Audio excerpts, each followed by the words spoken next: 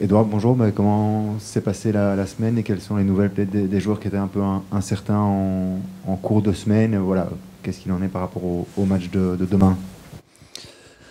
C'est vrai que la semaine a été particulière, je dirais, après le match du week-end passé. Je vais pas le cacher, c'était un coup dur pour tout le monde. Euh, donc il a fallu 24 heures pour digérer le résultat.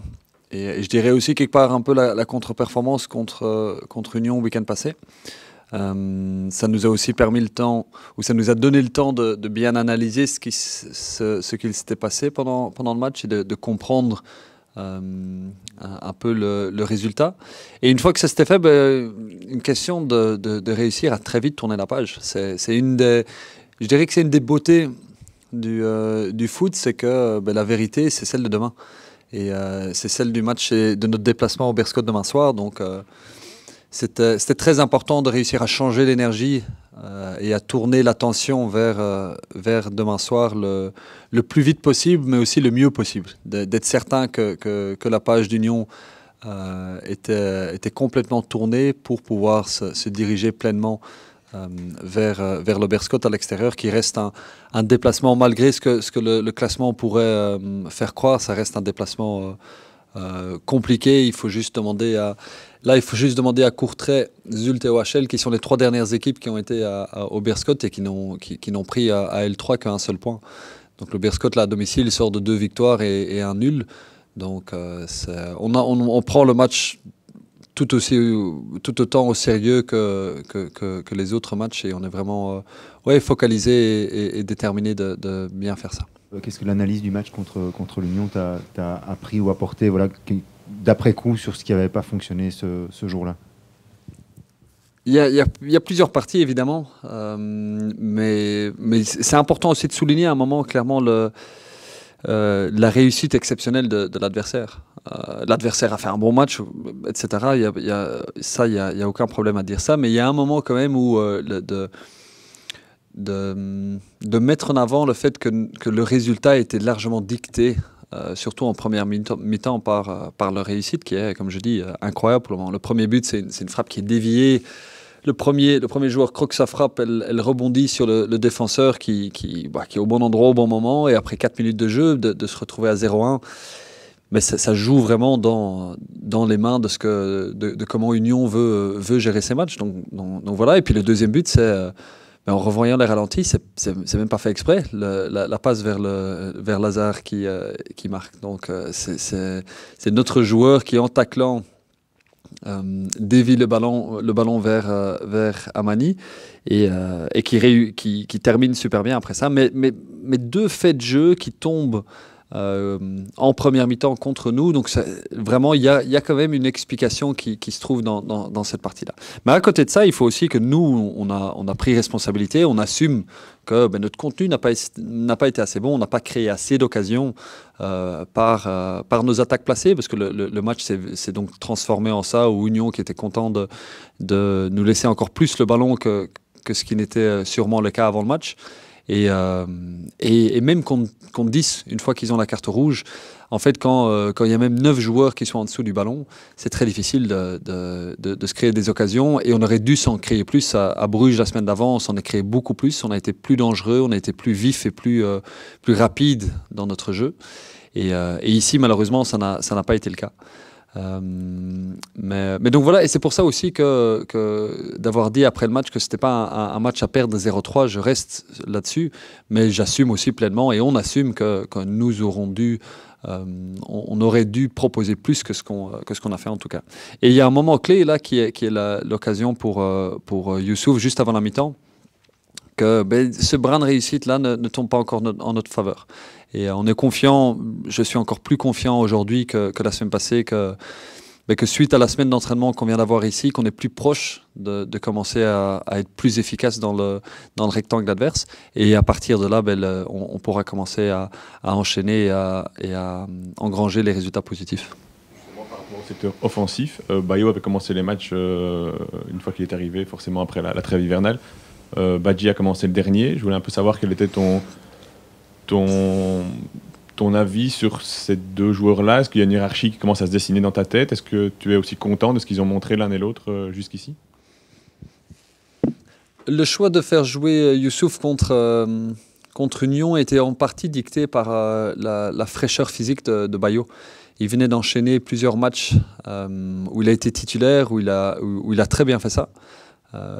Certes, avec un manque de réalisme dans le dernier tiers, il aurait mérité plus que le seul but qu'il a marqué contre Courtrai. Donc, que ce soit le match contre Anvers à l'extérieur, que ce soit celui à Saint-Tron, où dans ces deux matchs-là, il s'était créé de nombreuses occasions, mais que ça ne tombe pas encore régulièrement pour lui.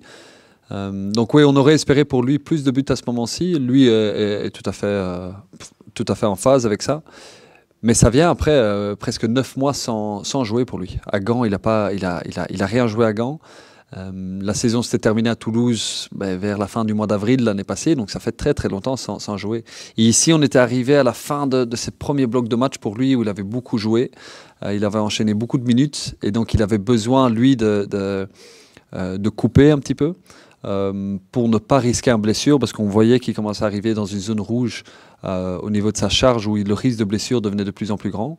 Et à l'inverse, la charge et la fraîcheur de Youssouf commençait à être de mieux en mieux. Donc c'était aussi, ça c'était je dirais la raison principale. Et puis en plus de ça, le profil de Youssouf qui est un peu plus en décrochage que Bayo. On espérait que ça nous crée des espaces dans lesquels on allait pouvoir s'infiltrer de la deuxième ligne, ce qu'on n'a clairement pas réussi à faire avec nos milieux offensifs, notamment Zorgan et Golizadeh dans ce match contre Union. Et donc pour conclure là-dessus, dans le contenu du jeu et dans le contenu de ce qu'ils amènent pour l'équipe, ils sont sur la bonne voie. Mais pour tous les deux, comme je dis, ça fait plus de 9 mois que les deux n'ont pas joué, n'ont pas régulièrement marqué des buts. Et un petit peu comme avec Chamar, début septembre, fin août, ça prend un petit peu de temps pour retrouver la confiance, pour retrouver les repères dans le 16 mètres adverse et pour que l'équipe s'adapte au profil que eux ils ont, et à l'inverse que eux ils s'adaptent aussi, qu'ils apprennent qui sont les joueurs qui sont autour d'eux. Par rapport à la sélection, on voit que Jules est blessé, que Val par contre est dans le groupe. Ça veut dire, j'imagine, que tu l'estimes totalement à 100%, ou bien c'est aussi lié à l'absence de Jules finalement, que pour Val c'est un petit peu précipité entre guillemets, ou bien il était de toute façon apte avec ou sans Jules? Non, tout d'abord sur Jules, il s'est occasionné une petite lésion musculaire. Et vraiment, c'est léger, mais ça pourrait être entre 7 et 14 jours pour Jules. Donc on espère qu'il sera de retour semaine prochaine, mais on refera le point par les checks médicaux lundi pour voir où il en est. Mais non, la situation de Val et de Jules sont complètement séparées. Val a raté l'entraînement de lundi, où il était encore en examen clinique. On voulait être certain par rapport à une éventuelle commotion. Il n'y en a pas, donc ça c'était la bonne nouvelle. Il a encore des raideurs et des douleurs au niveau du visage, mais pour lesquels il n'y a aucun risque. Donc à partir de là, lui, il a été capable de s'entraîner pleinement à partir de mardi. Donc il a eu 3 entraînements complets. Et il est bien, il se sent bien, et c'était important pour lui de retrouver le terrain le plus vite possible après le choc de samedi. Jackson et Adem ont été ménagés un petit peu aussi en début de semaine. Ils sont dans la sélection, donc j'imagine que pareil comme lui, c'est qu'ils sont a priori aptes pour... Oui, tous les deux sont en forme, pleinement fit. La semaine a été importante ici pour Adem qui commence vraiment à retrouver une belle fraîcheur après la Coupe d'Afrique qui aura quand même créé une forme de fatigue pour lui. Et il l'a ressenti en revenant de la sélection. Mais lui a fait une très très bonne semaine après un match difficile contre Union où il était un petit peu en dessous, et ça il sera le premier à le dire. Donc on attend le meilleur Adem demain soir au Beerscot. Et pour Jackson, lui est aussi il a eu un petit coup en montant deuxième mi-temps contre Union, mais il s'est bien entraîné cette semaine depuis qu'il a repris mardi, et il est pleinement fit pour demain.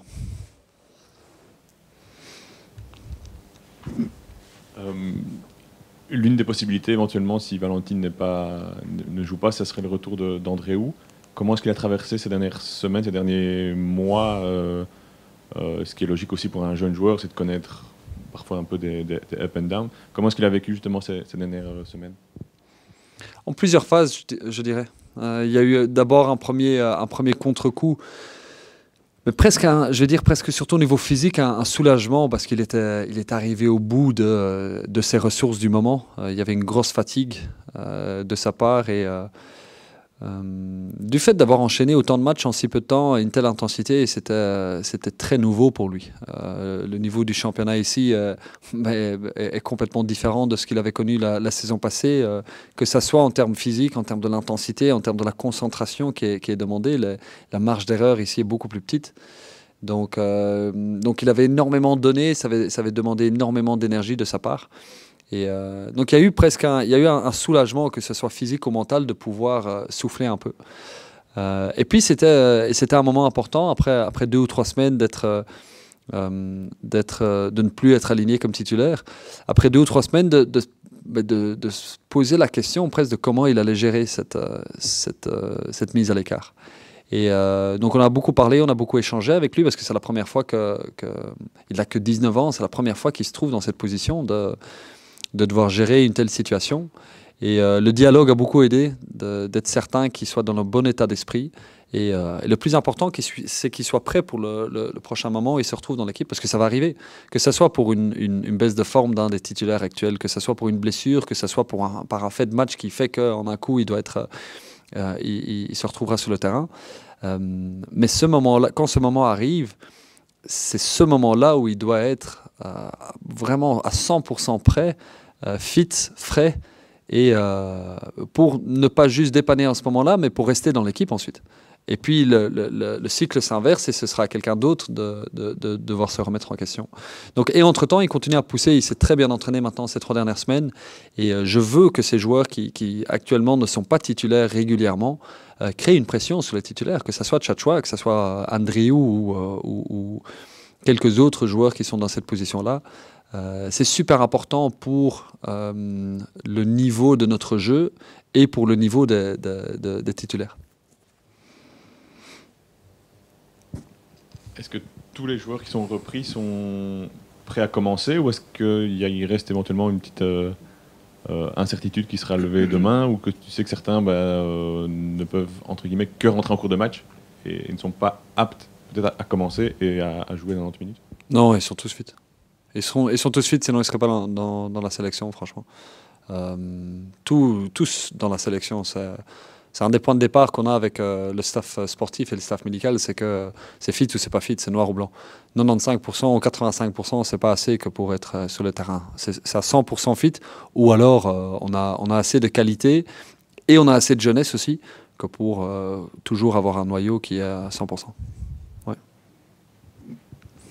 Tu disais que la semaine t'a donné confiance par rapport au fait que ça allait revenir au niveau offensif. Le fait d'avoir marqué 5 buts à l'aller contre cette équipe-là, même si finalement aucun des 2 buteurs ne sera là demain, est-ce que c'est aussi quelque chose qui te donne confiance de dire finalement ça fait partie des équipes qui nous ont vraiment bien réussi, ou bien c'est justement à l'inverse de calmer les ardeurs entre guillemets pour rester lui, enfin, je veux dire que cette confiance ne devienne pas un excès de confiance? Non, c'est un petit peu la question avait été posée aussi avant Union, de savoir s'il y avait un esprit de revanche ou quelque chose par rapport au match aller.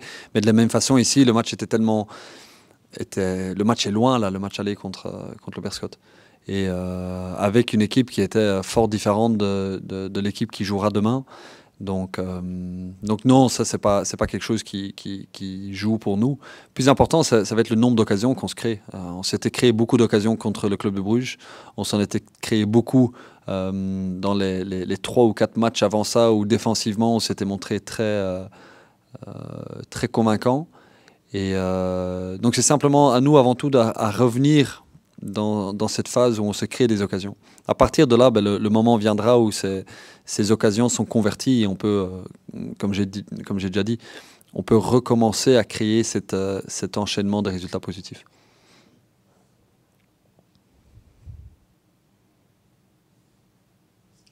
Merci beaucoup.